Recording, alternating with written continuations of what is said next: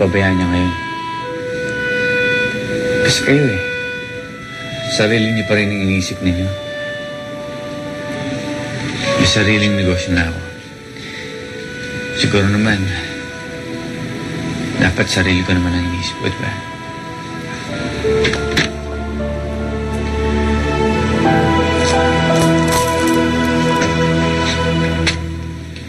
Dad, si Gabriel, anak ko.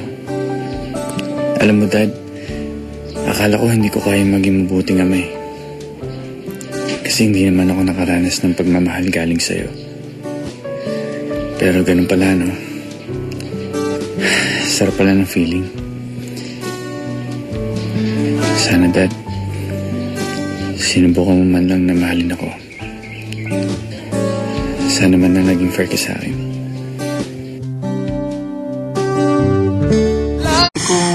Ang laki ng depression, grabe. Tita? Ma'am, si Manuel. Manuel? Nandito ako para tumulong. Gusto ko makita yung records ng operations niyo.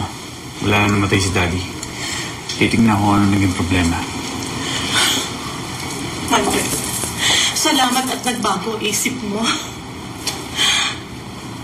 Ginagawa ko to para kay Daddy. Para sa anak ko. Maraming salamat. Thank you very much, bro. Hello! Kumusta na yung baby na yun? Madama ko po sa lubong sa kanya. Hello, yung tete. Alam mo, Ate Isabel, bilib ako sa'yo. Bakit naman? Kasi tinanggap mo si baby. Ganun yata talaga, diba? Kapag mahal mo, tatanggapin mo lahat. Kahit na magalit si Lord? Bakit naman magagalit si Lord? Kasi, Ate, may boyfriend na ako eh. Tapos, pumasok siya ng seminaryo. Sabi niya, mula daw nung makilala niya ako, nag-iba raw yung isip niya. Hindi ba masama yun? Well, hindi naman. Kasi hindi pa naman siya pare eh. Tsaka may sarili naman yung desisyon eh. Kaso ate, nagigilty ako Di ba nga ganyan din ako dati kay Drew? Na pinipilit ko siyang mahalin kahit na alam ko naman na yung kuya mo talaga yung mahal ko. At tingnan mo, sa bandang huli, ang importante pa rin naman yung makakapagpaligaya sa'yo. Kaya lang ate, hindi pa alam ni kuya eh. Hindi ko kasi alam kung paano ko sasabihin sa kanya. Kaya matutulungan kita dyan. Talaga? Salamat, ate. Kung wala na yatang gatas, kailangan niya naman tubig. Isabel. Wala, inaantok na ako. Matutulog na sana ako. Kakausapin ka lang namin kahit sandali. Ano po yun? Nag-aalala lang kami sa iyo. Kasi lagi na lamang gabi ka po umuwi. At saka, hapong-hapo ka pa. Ano ba talaga pinagkakaabalahan mo? Wala, nag-overtime lang ako sa trabaho. Make-up? Ganitong oras ba may nagpapa-make-up pa sa'yo? Opo, wala yung mga nag-ballroom ho. Ano mo, Isabel? Dapat, inaalagaan mo rin ang kalusugan mo. Paano na yung pagpupuyat mo may mangyari sa'yo? Magkasakit ka. Alam ko na nagsusumikap ka para sa amin ni Ate Lulu. Pero hindi naman namin kailangan ng marangyang buhay. Simpleng buhay lang ang gusto namin. Ang importante, magkasama tayo, nagmamahalan. Diba, Isabel? Diba, Isabel? Isabel? Wala na. Knock-out na.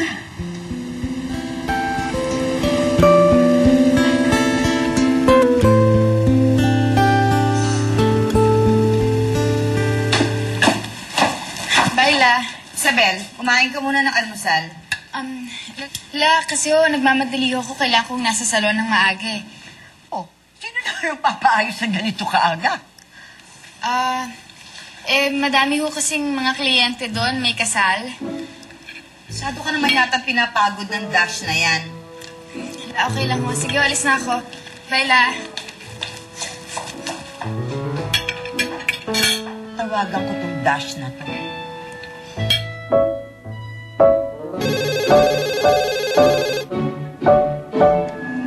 Hello? Masyado mo naman yata pinapagod ang apo ko. Pauuwiin mo ng gabing-gabi na at paaalisin mo naman ang napakaaga.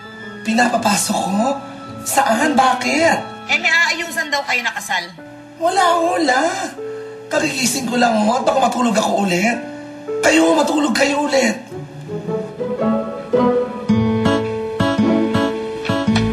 Oh, ano sabi?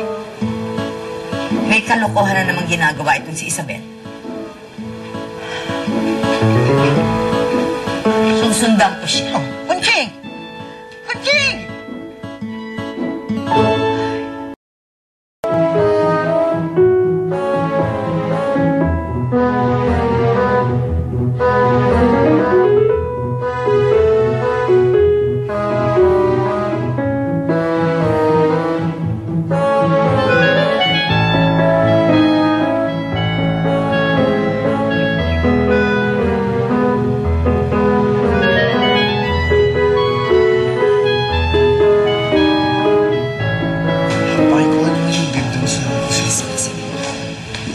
Ano ibig sabihin nito?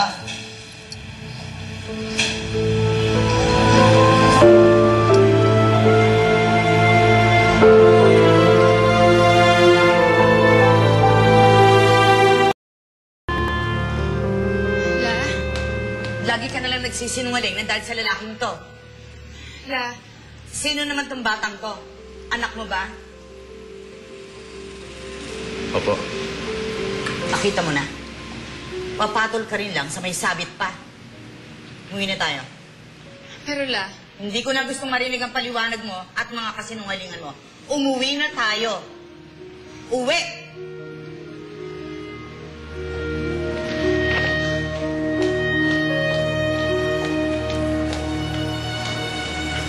Ilang beses na yan, Isabel. Kunching, ang puso mo.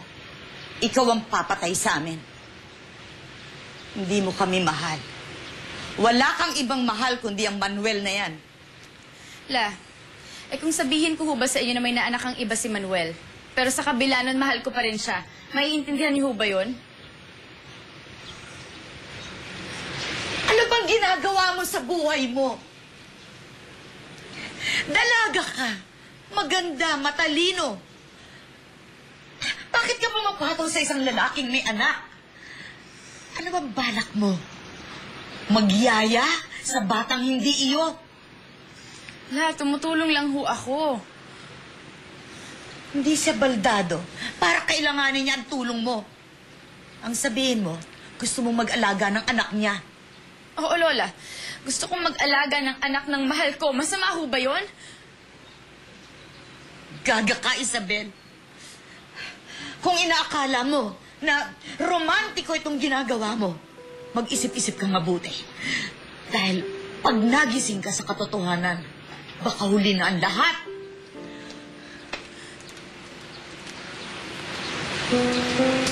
Pagpasensyahan mo na lang ang lola mo.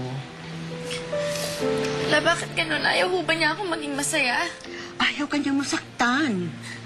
Pero la, mas magiging miserable ang buhay ko kapag nawala si Manuel. Basta ang gawin mo, sundin mo na lamang kung ano ang gusto mo. Malaki ka na naman.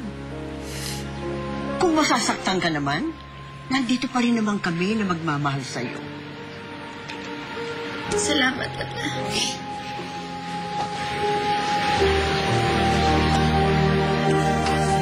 Pera na naman. Kabibigay ko lang sa'yo ng isang araw Kinapos nga Mapuputulan na nga kami ng kuryente. Sa pagkain pa nga lang kulang na yung binigay mo. 4,000 kulang sa pagkain nyo? Ano bang kinakain nyo sa bahay? Steak? Sige na nga, huwag na. Huwag na. Ikaw naman, tatanong lang naman Kinukwenta mo na kasi ako Ayaw mo pa nagkatrabaho ko. Babayaran din kita. Hindi naman ako naniningil.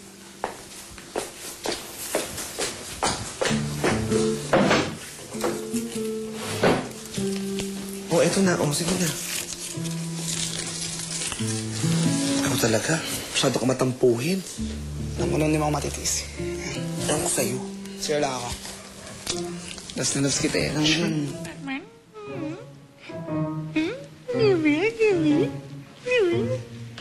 Wait lang, baby, ha?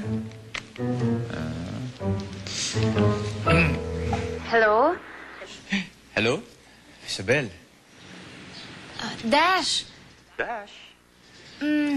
Oo, papasok ako. Yun ay kung papayagan ako ng lola ko.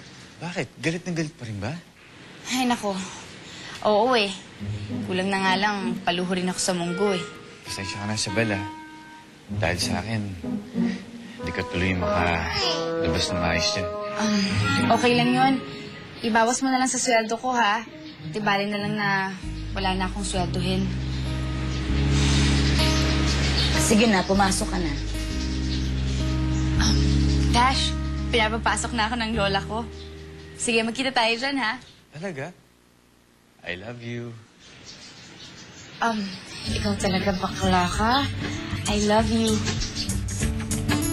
Sige, bye.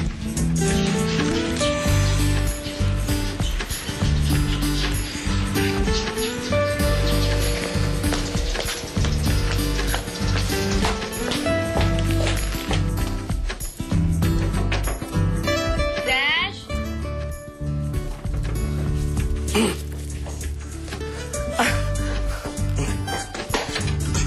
Naku, Isabel!